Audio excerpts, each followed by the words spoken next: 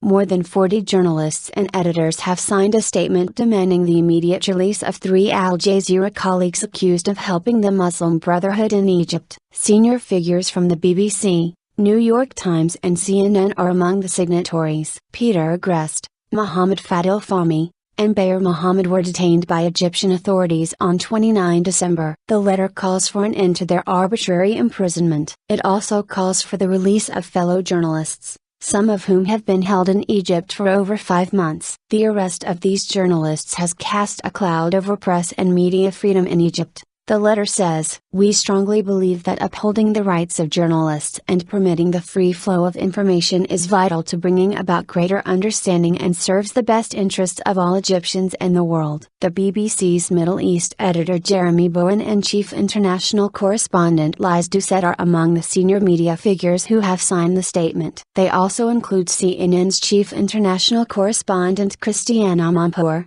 Associated Press senior managing editor for international news John Daniszewski, the New York Times international editor Joseph Kahn and the Middle East bureau chief for The Economist, Max Rodenbeck. False news. Mr. Greste, Mr. Fahmy and Mr. Mohamed were remanded in custody for 15 days on 31 December, and their detention was extended for a further 15 days last Thursday. They are being held in harsh prison conditions, says a news release accompanying the statement. No charges have been brought, but reports suggest the men are accused by prosecutors of belonging to an illegal terrorist group, the Muslim Brotherhood, and helping promote its objectives. They are also accused of broadcasting false news that undermines the national interest. At least 5 other journalists have been detained for over 5 months in Egypt, says the Committee to Protect Journalists. Metin Turknov Turkish Radio and Television Corporation, Abdullah Al-Shami and Mohamed Badr of Al-Jazeera,